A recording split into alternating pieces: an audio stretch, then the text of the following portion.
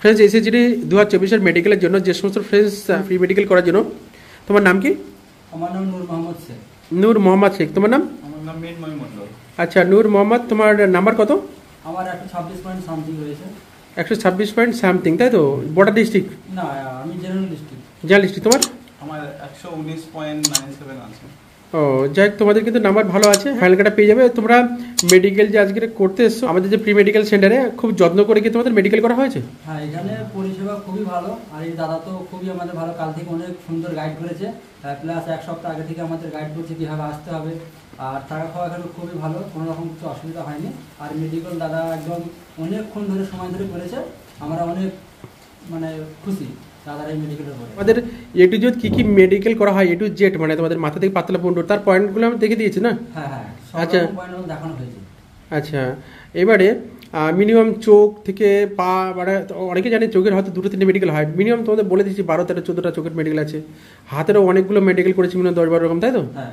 তো মেডিকেল যারা অনেক ভালো নাম্বার আছে, ভাবছে চাকরি পেয়ে যাবো, তাদের সম্পর্কে তাদের জন্য কি বলতে চাও? এবার যাদের নাম্বার হয়েছে তারা যেমন পরিশ্রম করে নাম্বারটা তুলেছে দীর্ঘদিন ধরে পড়াশোনা করে, তো মেডিকেলটা তো সেনাবাহিনীতে 1 নম্বর একটা খুব একটা ভাইটাল জিনিস। তো আমি বলবো যে নাম্বার যেহেতু হয়ে গেছে, তো একবার প্রি মেডিকেল অবশ্যই করা দরকার।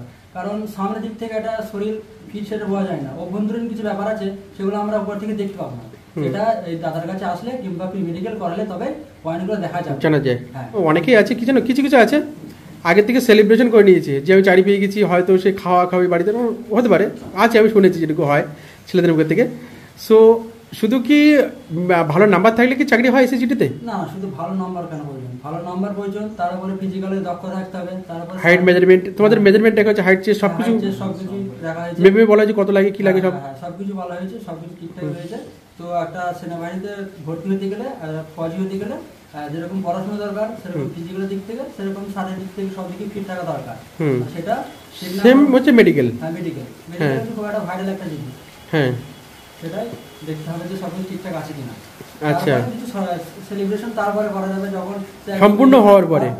হ্যাঁ, থেকে কোনো কিছু না করাটাই বেটার। হ্যাঁ, এখন এটা মানে স্টেপ স্টেপ সবকিছু ঠিকঠাক করে রাখাই ভালো। হ্যাঁ, মানে আমার পয়েন্ট টু পয়েন্ট ধরো 3টে ধাপ আছে, main, written and physical and medical. তাহলে আমি দুটো জায়গায় যদি ভালো হই, তাহলে আমার মেডিকেল স্টেপটাও তো ভালো থাকা দরকার নাকি, নাহলে তো আনফিট হয়ে যেতে হবে, কিন্তু জানা যাবে না। তোমাদেরকে আমি বলে দিয়েছি যে কি ড্রেস পরতে হবে, কিভাবে দাঁড়াতে হবে, সুন্দর করে গাইড করেছি না? একদম, যেগুলো আমাদের জানা ছিল না একদমই, সেগুলো এখানে আসার পর কিভাবে দাঁড়াতে হবে, কিভাবে স্যারের সাথে কথা বলতে হবে, কোন পজিশনে দাঁড়াতে হবে, কোন পার্টস কিভাবে দেখাতে হয়, সেগুলো আমরা সবকিছু শিখিয়েছি। আদৌ তোমরা যে 3জন তোমরা আছো এখন বর্ধমান থেকে, তোমরা কেউ জানতে না না ব্যাপারগুলো? এগুলো এখন কেউ জানতাম না, আমাদের এটা ফার্স্ট মেডিকেল, আর এই মেডিকেলটা ফার্স্ট, এখান থেকে আমরা অনেক এক্সপিরিয়েন্স পেয়েছি এবং আমরা মানে একটা বলতে পারছি যে আমরা ফিট হবই। আমাদের অনেক এক্সপিরিয়েন্স বেড়েছে। আচ্ছা, আরো যারা জলপাইগুড়ি থেকে মেডিকেল করে চলে গিয়েছে বা আরো যারা ব্যাচ আছে, তারপরে তোমরা লাস্টে এসছো বর্ধমান থেকে 3জন। সো তোমাদের 6টার থেকে মেডিকেল করছে, কোটা 11টার মধ্যে বেজে গেছে না আনফিট পয়েন্ট বলা? তাহলে অনেকটা সময় করে দেখা হয়েছে, তাই তো? এবং ধৈর্য ধরে। আচ্ছা, আর পাশে আমার আরেকটা ভাই, তোমার নাম কি যেন বললে? মিনময়। তুমি কত? 118? আমার 119.97। ও আচ্ছা, তার মানে তোমার প্রায় 120 নাম্বার আছে। ও, তুমি স্যাটিসফাইড তো? হ্যাঁ, আমি খুবই খুশি করে, আমার খুব ভালো লাগছে, কনফিডেন্স বেড়েছে আমার নিজের। আচ্ছা আচ্ছা, মিনময় বলছিল যে আমি সেভাবে কথা বলতে পারি না, করে দিতে কোনো ফটো ভালোভাবে উঠিও না, মানে লজ্জা লাগে। তো তবু আমাদের সামনে এসে আরেকজন যারা আছে পাশে আছে, লজ্জায়।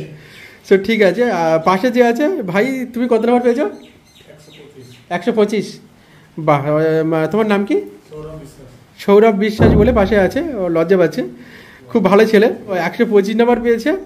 শুধু একটাই বাকি, যে ফিজিক্যাল তো পাস করে যাবে তোমরা, অনলি ফর মেডিকেলটা হয়ে গেলে, মেডিকেল পাস করে গেলে তোমাদের জন্য চাকরি পাক্কা, কারণ তোমাদের নাম্বার তো অনেক যথেষ্ট আছে, তাই না?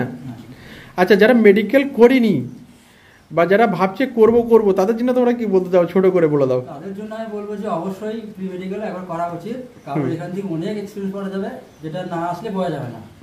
আমি যেটা ভাবতাম, কিন্তু আসার পর আমি নিজে অনেক স্যাটিসফাইড যে না, আমার এসে অনেকটা লাভ হয়েছে, এবং তাদের বলবো যে অবশ্যই প্রি মেডিকেল করার দরকার, কারণ ওটা একটা খুব ভাইটাল একটা জিনিস, মেডিকেলটা করা দরকার, ওটা অবশ্যই করা দরকার। যেহেতু এখন টাইম আছে, যেগুলো প্রবলেমগুলো থেকে থাকে সেগুলো দাদা অনেক ভালো করে সলিউশন বলে দিয়েছে, যে সলিউশনগুলো যদি আগে থেকে আমরা পেয়ে থাকি, আমরা সেটা সলভ করতে পারবো, তারপরে আমরা সেখানে একদম ফিট হতে পারবো। আর সলিউশন না জানা যেত থাকতো ওখানে তো আর্কিট হয়ে যেতাম। মানে নিজের প্রতি আত্মবিশ্বাস হয়ে গেছে এখন যে আমি, কারণ তোমরা জানো মাঠ পাস করে যাবে, তোমাদের 20-22 মিনিট লাগে না রান করতে, তাহলে তোমরা মেডিকেল প্রতি আত্মবিশ্বাস ছিল না, সেটা এখন হয়ে গিয়েছে। সো থ্যাংক ইউ, তোমরা যে আমাদের কমেন্টে রিভিউ দিয়েছো তার জন্য অনেক ধন্যবাদ। আর যারা ছোটো ছোটো ভাইরা আছে তাদেরকে বলবো তোমরা মেডিকেল ফিজিক্যালের সঙ্গে মেডিকেল প্রস্তুতি অবশ্যই নাও এবং এসএসসি জিডি প্রি মেডিকেলের জন্য ভালো প্রস্তুতি হও। আর আরেকটা কথা, এবারে নাকি শুনেছি যে যদি এই মাসের মধ্যে ফিজিক্যাল হয় তাহলে ফিজিক্যাল এবং মেডিকেল আলাদা আলাদা হতে পারে, যদি পিছিয়ে যায় তাহলে ফিজিক্যাল এবং মেডিকেল একসঙ্গে হবে। তোমরাও শুনেছো এক্স আর্মি বড় বড় দিল্লির বড় স্যারদের কাছ থেকে, তাই তো? হ্যাঁ শুনেছো, তাই তো? মানে তোমরা কিরকম কি শুনেছো খবরটা?